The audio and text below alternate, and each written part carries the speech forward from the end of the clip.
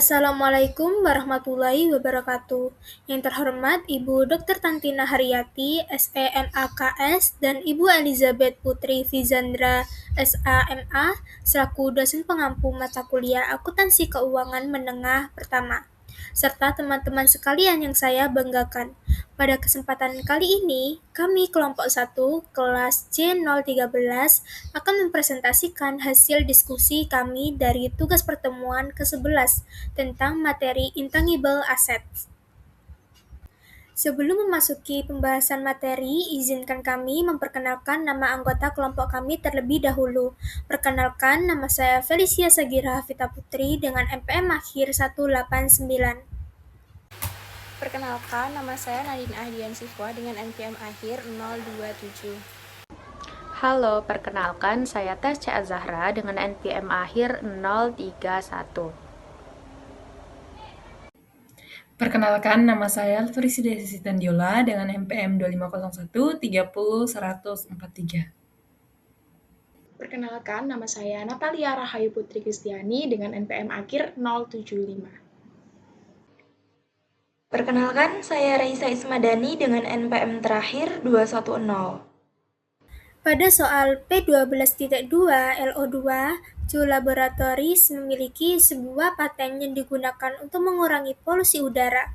Perusahaan melakukan beberapa pengeluaran mulai dari penelitian, pengembangan, prototipe, biaya hukum, hingga biaya perlindungan paten. Namun, tidak semua biaya dapat dikapitalisasi sebagai paten. Karena itu, pada bagian A, kita diminta menghitung carrying value paten per 31 Desember 2016. Pada langkah pertama bagian A, kita menentukan biaya yang dapat dikapitalisasi sampai 31 Desember 2016. Biaya yang dikapitalisasi adalah fees paid engineers and lawyers to prepare patent application sebesar $59.500 pada Januari 2016. Biaya ini dikapitalisasi karena berhubungan langsung dengan proses memperoleh paten, dan paten resmi diterima pada 30 Juni 2016. Sedangkan biaya penelitian, testing, dan pengembangan sebelumnya tidak dikapitalisasi karena dicatat sebagai research and development expense.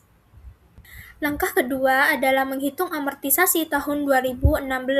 Diketahui masa manfaat paten saat diterima adalah 17 tahun.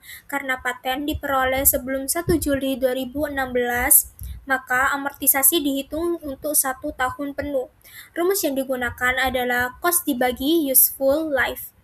Jadi, $59.500 dibagi dengan 17 tahun menghasilkan amortization expense sebesar $3.500.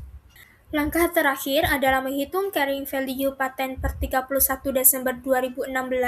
Rumus yang digunakan yaitu cost dikurangi dengan accumulated amortization, cost paten sebesar $59.500 dikurangi dengan amortisasi sebesar $3.500 sehingga menghasilkan carrying value sebesar $56.000.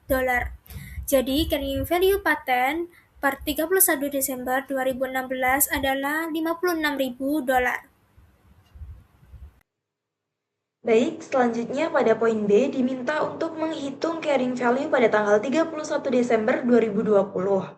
Nah, dengan informasi yang sudah tersedia, maka pertama-tama kita bisa menghitung nilai pada tahun 2017 dan 2018 terlebih dahulu dengan menggunakan amortisasi per tahun senilai $3.500 karena menggunakan nilai amortisasi yang sama dengan Januari 2016. Hal ini disebabkan oleh aturan yang tertera di dalam soal, di mana apabila ada suatu biaya yang dikeluarkan setelah tanggal 30 Juni, maka tidak ada nilai amortisasi yang dihitung dari tahun yang bersangkutan. Sedangkan pada 2017 dan 2018 sendiri, masing-masing biaya dikeluarkan pada bulan November dan juga pada bulan Desember di tahun tersebut. Selanjutnya untuk menghitung amortisasi pada tahun 2019, karena biaya yang dikeluarkannya sebelum tanggal 30 Juni, maka nilai amortisasinya dihitung dari biaya pada tahun 2016 ditambah dengan biaya pada 2018 yakni $59.500 ditambah $42.000 dan dibagi 17 dan diperolehlah nilai amortisasi sebesar 5.970,59 atau bisa dibulatkan menjadi $5.971 untuk tahun 2020. Sehingga carrying value pada tahun 2020 bisa dihitung dengan cara nilai total kapitalisasi dikurangi dengan nilai akumulasi amortisasi pada tahun 2020 sendiri, yakni $150.500 dikurangi dengan 22.441 sehingga diperolehlah carrying value pada tanggal 31 Desember 2020 sebesar $128.050. Selanjutnya saya akan membahas bagian C, yaitu carrying value per 31 Desember 2023. Nah, kita ketahui bahwa total kapitalisasi aset adalah sebesar $128.59. Karena aset ini memiliki umur manfaat selama 5 tahun, maka nilai amortisasi setiap tahunnya dihitung dengan membagi total kapitalisasi dengan umur manfaat aset, sehingga diperoleh amortisasi per tahunnya sebesar $25.611.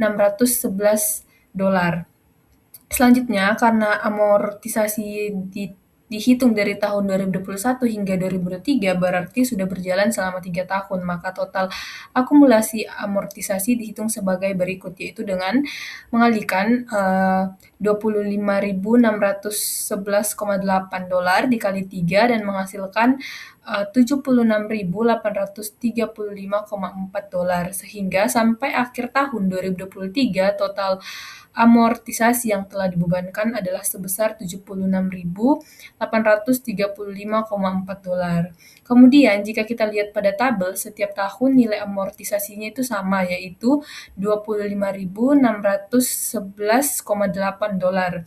Namun akumulasi amortisasinya terus bertambah setiap tahunnya. Pada tahun 2021 akumulasi sebesar $25.611,8, lalu pada 2022 menjadi $51.223,6 dan pada tahun 2023 mencapai $76.835,4. Nah, berikutnya kita menghitung carrying value atau nilai buku aset pada tanggal 31 Desember 2023. Caranya itu dengan mengurangi total kapitalisasi dengan akumulasi amortisasi. Jadi carrying value pada atau nilai buku aset per 31 Desember 2023 adalah $51.223,6. Kesimpulannya adalah aset tersebut telah diamortisasi selama 3 tahun dengan total akumulasi sebesar $76.835,4 dan masih memiliki nilai buku tersisa sebesar $51.223,6. Selanjutnya masuk pada soal P12.3 LO2. Pada bagian A, saya akan menjelaskan mengenai aset tak berwujud atau intangible assets perusahaan Sandro per 31 Desember 2022. Aset tak berwujud yang dimiliki perusahaan itu terdiri dari franchise, patent, dan trademark yang semuanya memiliki umur manfaat terbatas sehingga diamortisasi. Jika kita lihat dari tabel yang pertama, itu ada 3 komponen.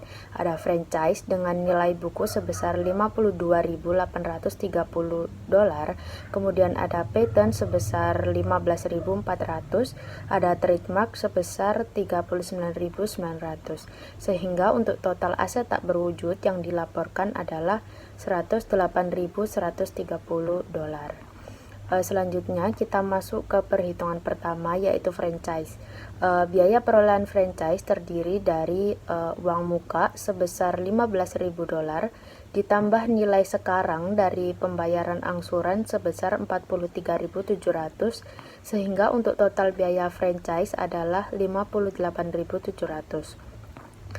Karena umur manfaatnya diperkirakan 10 tahun, maka amortisasi tahun 2022 adalah sebesar 58.700 dibagi dengan 10, hasilnya 5.870 dolar.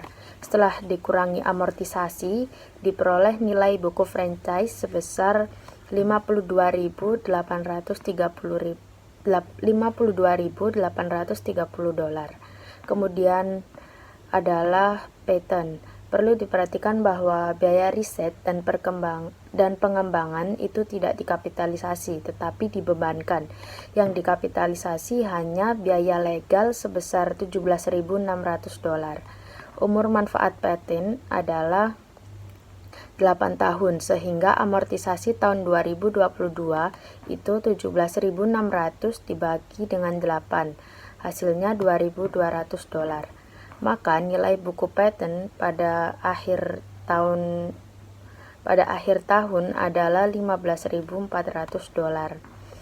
Selanjutnya adalah trademark yang sedikit lebih kompleks.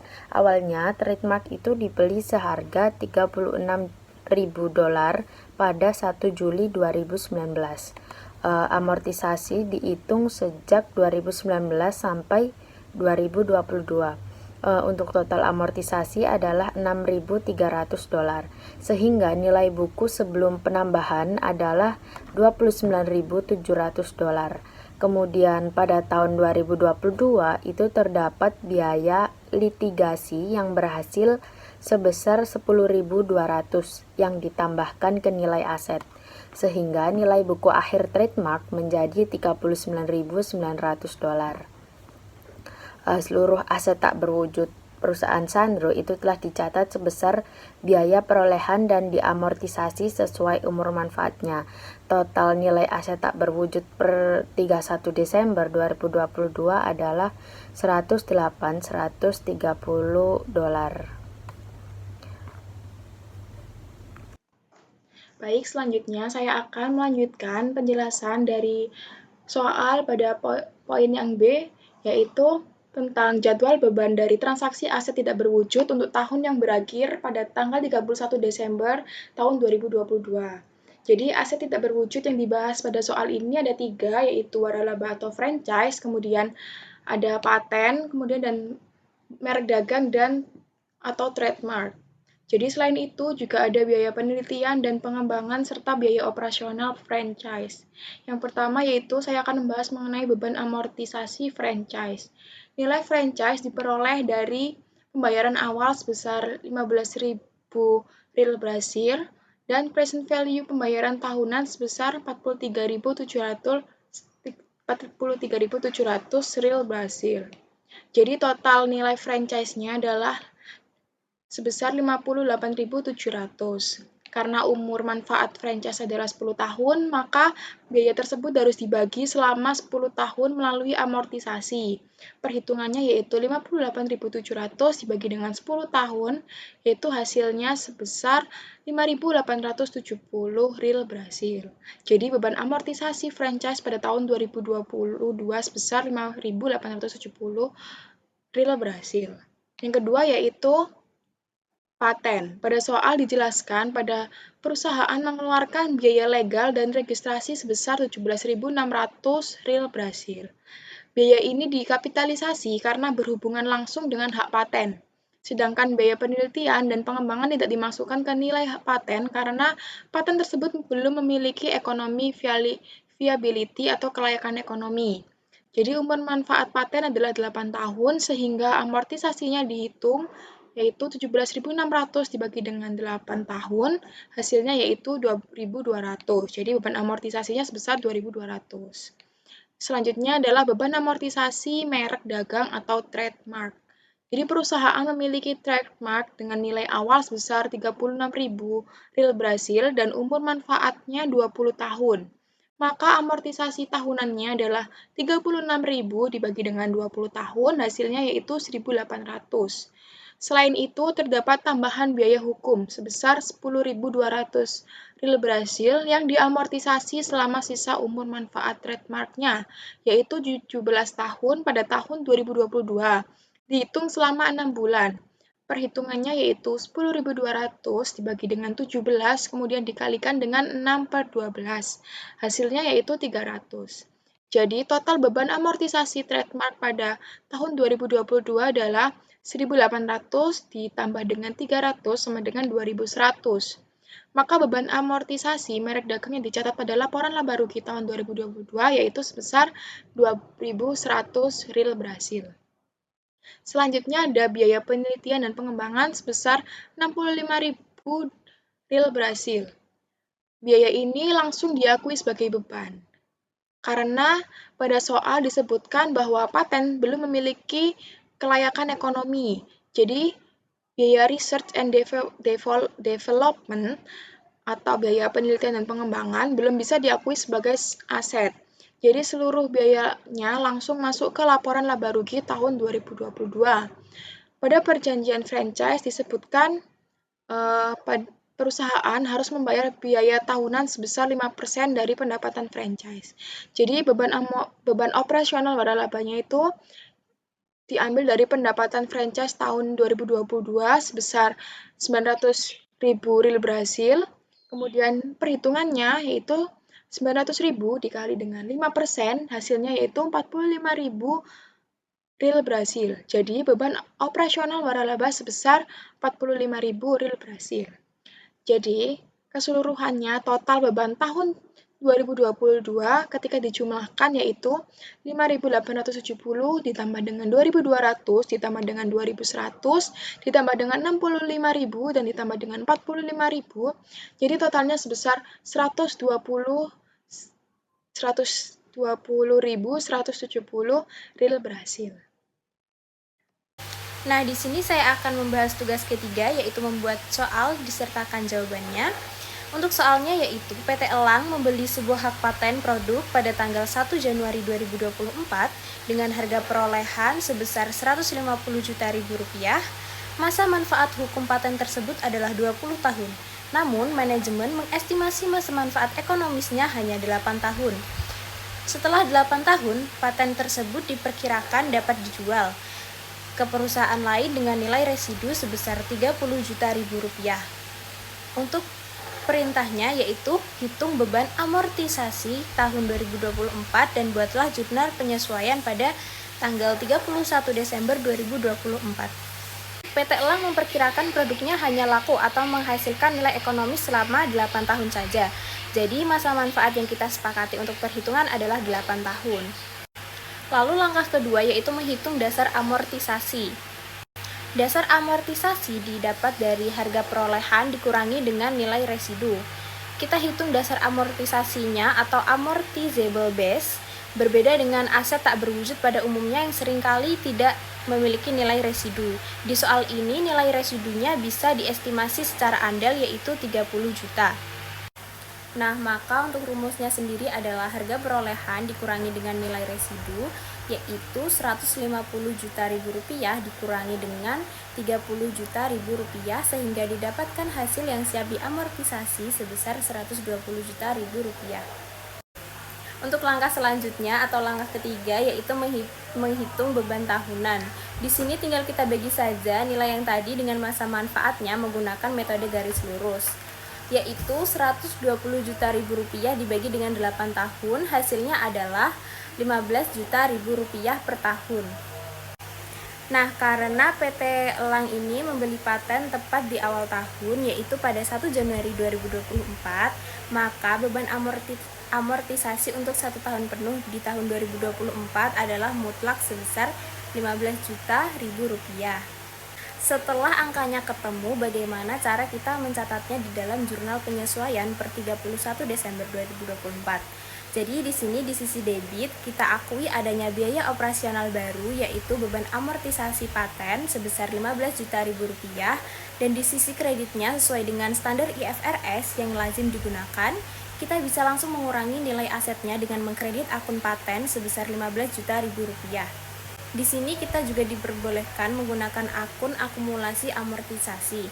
Tetapi, langsung mengkredit akun asetnya seperti ini jauh lebih umum diaplikasikan pada aset tak berwujud. Untuk kesimpulan tugas ketiga, yaitu kita bisa mengingat dua kunci utama dari soal. Yang pertama, selalu pilih masa manfaat yang paling pendek. Lalu yang kedua, kurangkan nilai residu dari harga perolehan jika nilainya diketahui dengan pasti.